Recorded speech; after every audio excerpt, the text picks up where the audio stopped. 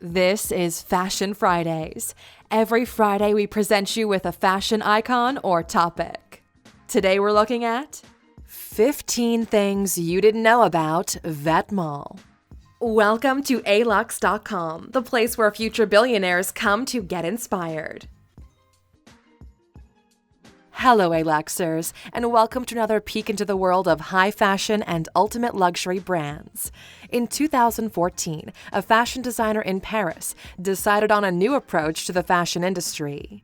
Demna Gvasalia conceived the idea of an anonymous design collective that would turn the fashion industry on its head and leave it forever altered. The collection brought to the world's attention a line of reimagined streetwear. The functional yet creative approach of the designers set a trajectory for the collective that has continued to move onward and upward. The products made by Vetements don't come cheap, but a number of people are still willing to buy them, and it's increasing prices every year. If you're new here, welcome. Be sure to subscribe and follow us on Instagram at Alux. To find out about the success of this brand, let's take a look at the 15 things you didn't know about Vetements. Number 1. Demna Gvasalia has had an interesting journey to fashion fame and fortune. Demna Gvasalia was born in Sukhumi in Georgia in 1981. At the time, Georgia was a part of the Union of Soviet Socialist Republics, or the USSR. The communist bloc of countries was completely isolated from the Western world. After the fall of the USSR in 1991, Georgia became a sovereign nation. Its citizens now had unprecedented freedoms. After starting to travel in 1993, an ambitious Demna Gvasalia arrived in Dusseldorf, Germany in 2000. He went on to study at Antwerp's Royal Academy of Arts in Belgium. His unique talent led him to an appointment as artistic director of Balenciaga in October 2015. Prior to that, Gvasalia had worked at Louis Vuitton. Number 2. A deep dissatisfaction with the state of fashion led to the founding of Vetements.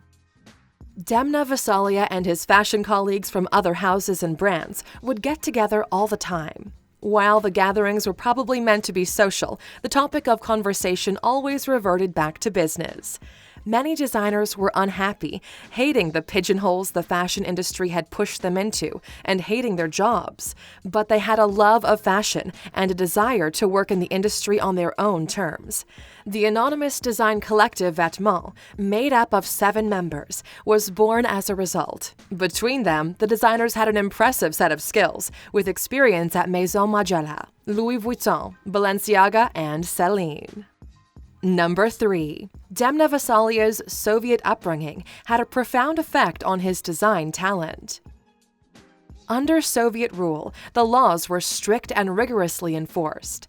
There was little diversity in any front. People dressed the same, spoke the same languages, and lived the same way. Cut off from the rest of the world, people under Soviet rule were prevented from getting information from what the USSR labeled the decadent West. As a result, Demna Gvasalia was exposed to a huge culture shock when, at the age of 19, he arrived in Germany. Gvasalia soaked it all up and began to use his past and present to create unique designs that would build on his future. Number 4. Vetements was launched in 2014 to immediate acclaim.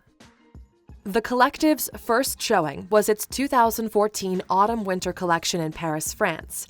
Gvasalia and his team had been working long hours to come up with a collection of streetwear that would appeal to the masses and challenge the conventional perceptions of fashion. The collective had from the beginning decided to aim their designs at regular people to wear in their day-to-day lives. The collaboration was an immediate hit, with its irreverent approach and determination to reshape the fashion landscape. After Vetements' first season, they had been picked up by 27 retailers, wanting to act as a sales point for their products.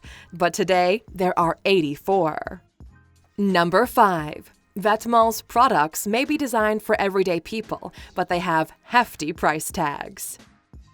One of Vetements' most popular products is its iconic hoodie. These have become a must-have in any urban wardrobe. Their starting price is set around $500, although many of the pieces cost a whole lot more. The brand has pairs of jeans that retail for $1,300 and a bomber jacket that costs $1,620. The prices might dampen demand, but the limited production drives it up.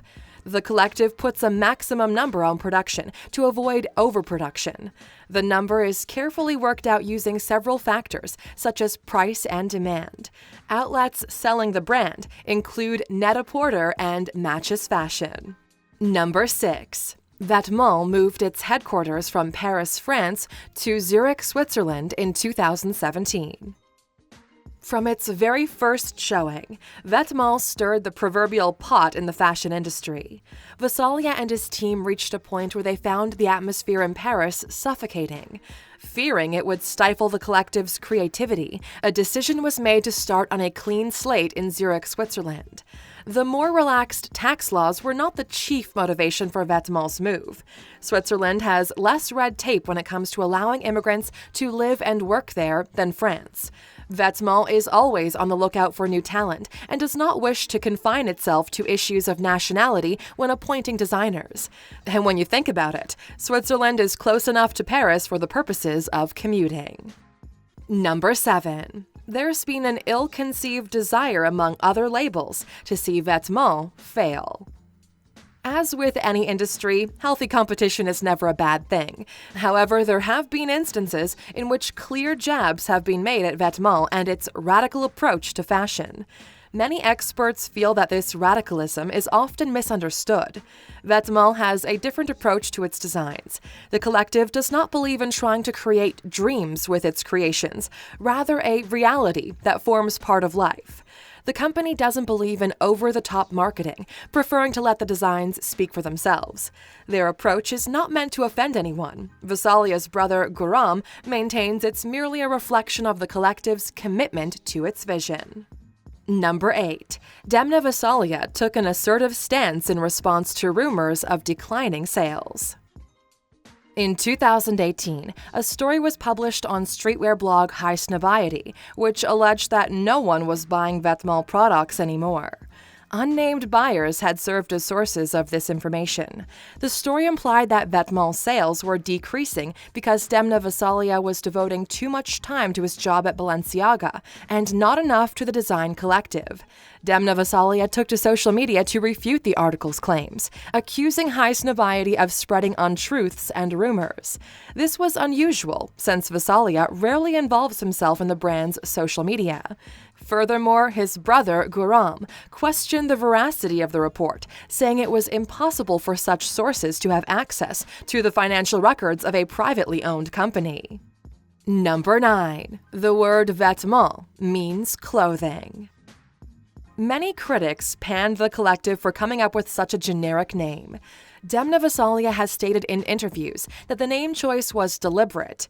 The collective aims to provide exactly what its name implies: clothes. The no-frills, no-fuss approach of the collective is perfectly summed up by its name. The collective decided not to attach any designer's name to its official label, since many of the designers have remained anonymous and are free to rotate in and out. Vetements as a name allows the collective to put the product at the forefront instead of the designers, which has been a great part of its success. Number 10. Vetements keeps its financial records confidential. It's hard to establish how much the designers at Vetements are worth because they are largely anonymous. The focus on the work, instead of the people behind it, means that very little is known about who works there.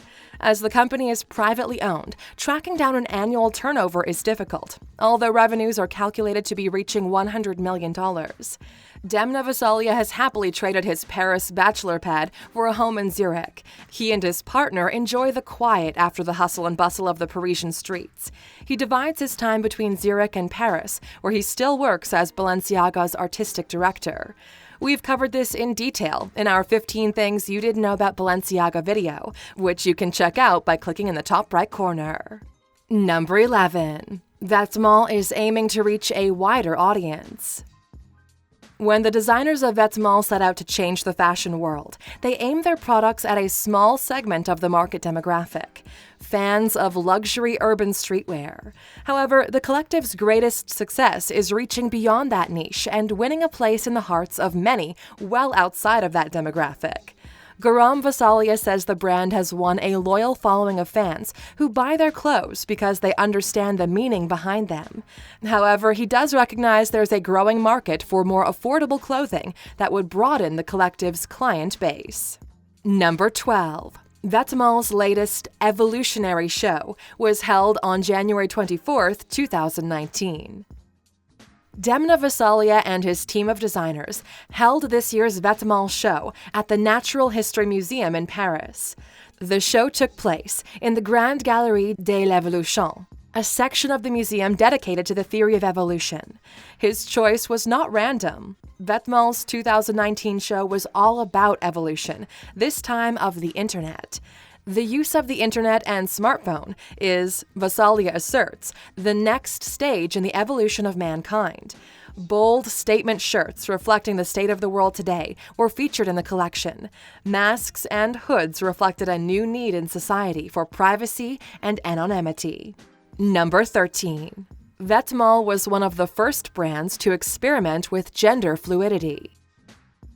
The collective initially designed clothing aimed at women. However, never being afraid to challenge conventional thinking, several men have modeled these clothes.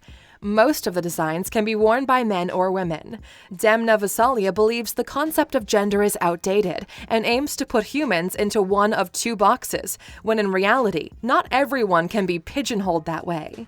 These bold steps have played a part in paving the way for large retailers to create a gender-neutral clothing section in their stores.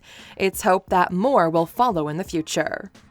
Number 14. Gorham Gvasalia was the brains behind commercializing Vetements' designs.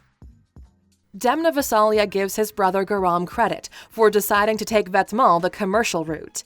He organized shows, brought in buyers, and negotiated retail deals. Demna entrusts the commercial side of the enterprise to his brother.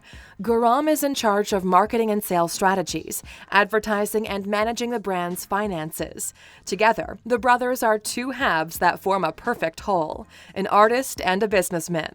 This is the ideal combination for a creative brand with a solid market presence. Number 15. Vetements has changed the way people dress this century. The courage of the designers at Vetements to push the boundaries when it comes to the world of fashion has made a lasting impact. They don't play by the established rules of the game. A willingness to use fashion to make a statement about society shows the brand has its own conscience. The ability of Vetements products to just about break the internet with each launch has set the brand apart from others. What others may call chaos, the seemingly mismatched pieces and elements in a collection, is a stroke of genius. The constant stream of new designers joining the collective means the aesthetic of the brand is constantly evolving, which is something fans of the brand love. Now, Aluxers, that's a wrap on Vetements. But before we go, we're curious. Which Vetements piece is a must-have in your wardrobe? Let us know in the comments. And of course, for sticking with us until the end and being a true Aluxer, here's your bonus. Number 16. The designers at Vetements form a mini United Nations. There are now about 18 designers working at Vetements. Their average age is mid-20s. Between them, they speak 13 languages. Demna Gvasalia alone speaks 7. He speaks Georgian, English, Russian, German, French, Italian, and Flemish. But with designers from all over the globe, it's of little wonder why Vetements designs are an international success. Thank you for spending some time with us, Aluxers. Make sure to like and subscribe so you never miss another video. We also handpicked these videos, which we recommend you watch next. Thank you for being an Aluxer, and we'll see you back tomorrow.